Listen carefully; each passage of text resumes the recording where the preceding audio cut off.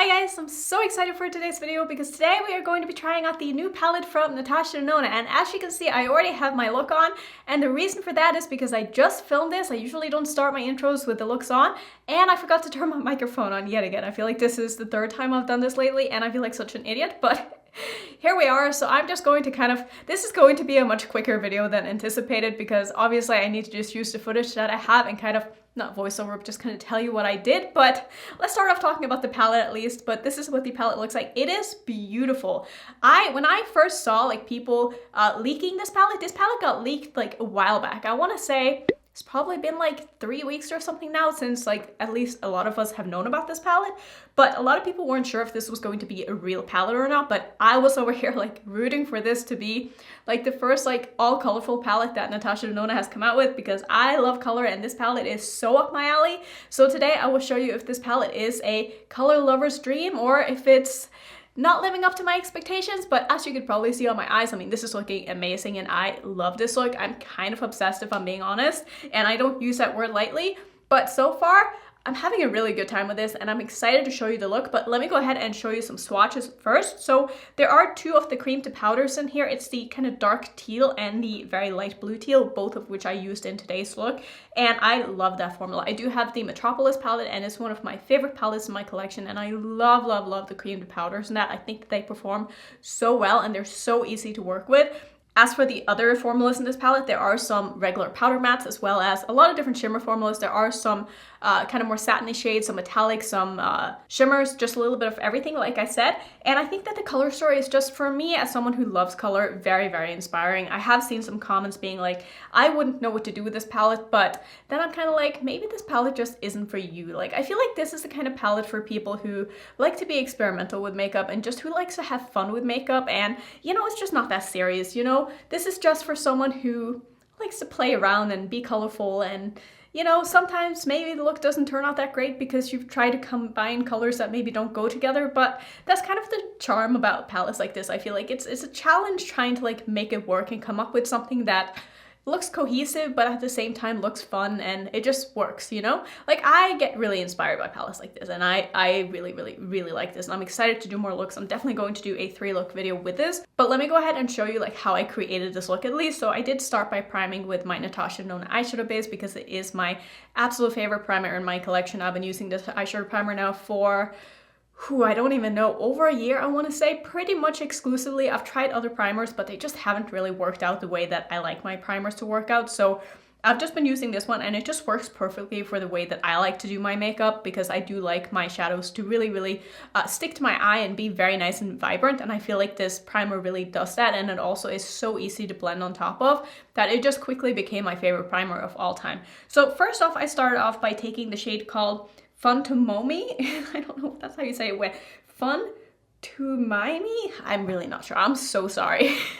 I've never heard that phrase before, but like I was saying, this is a cream to powder. It's a very, very light blue shade. I put that in the front portion of my crease, and I think that it showed up beautifully. It went on very smoothly. It was very, very easy to work with. I also took it underneath my eye, sort of in the same spot, just to make sure that the eye look was the same on the top and the bottom, and it looked really, really, really good. Next up, I went into the shade called Joker, which is a regular powder matte, and I put that in the outer portion of my crease as well as underneath my eye. I didn't really put it in the outer portion of my lid because I knew I wanted to deepen it up with a purple, so I just took it on the basically outer half of my crease as well as the outer half of my under eye. Again, just wanted to make sure that it was the same on the top and the bottom, and this performed really, really well. Didn't have any problems at all. It went on very nicely. It's nice and pigmented, and it basically did what I wanted it to do, so no complaints there at all. Then to deepen everything up, I went into the shade called Magic, which is the beautiful purple, dark purple. I packed this in the outer corner of my eye,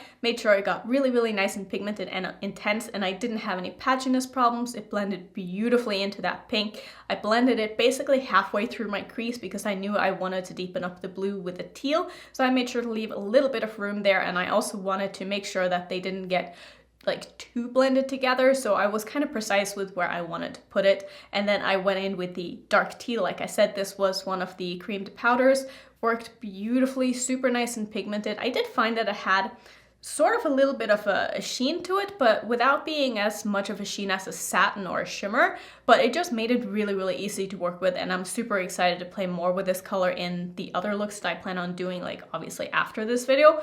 But I thought that this performed really, really well, and it really added some depth in the front portion of my lid.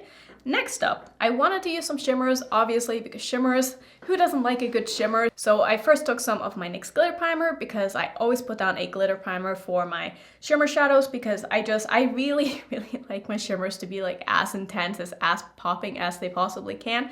And this for me is just like the best way to achieve that. If you like something that's a little bit softer, maybe use a dry brush, maybe just use like a little bit on your finger or something like that. But if you want full maximum pigmentation, definitely use a glitter primer. It is the way to go.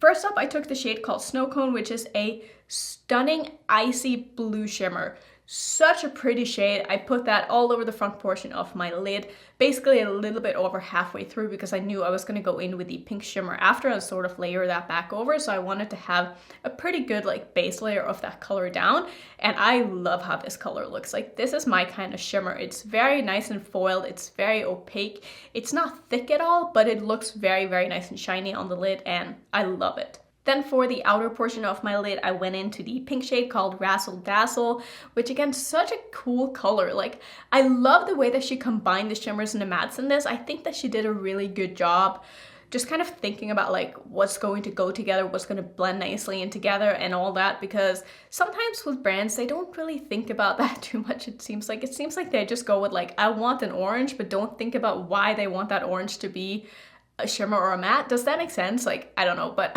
I had a really good time working with this color, and I think it works beautifully with the blue, and I really, really, really like this look. I also took a little bit of that blue just underneath my eye as well to make sure that I kind of wrapped around my inner corner, and then I finished off with my look, and that was basically it. So I'll tell you what I did just to, you know, basically finish off. So I did a little bit of turquoise in my waterline. This is Fresh from LA Girl, and I love this eyeliner so much. For my highlighter today, I'm using one from Bitter Lace Beauty, which I always forget the name of this, and I literally just looked because I already filmed this, and I have to look again because I forgot.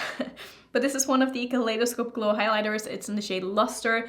These are my favorites from Bitter Lace Beauty. If you're gonna try any of their highlighters, try the Kaleidoscope Glow ones because they are so good. Like, this is basically what I have all over my face. It's like such a beautiful pink iridescent highlighter. I have it on my brow bone, I have it on my nose, on my cheekbones. It's just so pretty. For my blush, I'm using one from Natasha Denona. This is the Mini Bloom blush, one of my favorites in my collection. And then just for my lips, I have one from Nabla, and this is a gloss in the shade Dress Code. So pretty. I love this look. I think this look turned out so good, and this is so me, and I know I've said it, but I'm so excited to do more looks with this. I'm gonna do 3 more looks, so let me know if there are any color combinations or anything like that that you want to see from me, that you want me to pair together, because I do have 3 looks to work with, and if I can do something that makes you happy, of course I want to do that. So do let me know if there's anything that you want to see. I'm gonna try to use all of the colors at least in one look, you know, if I'm able to.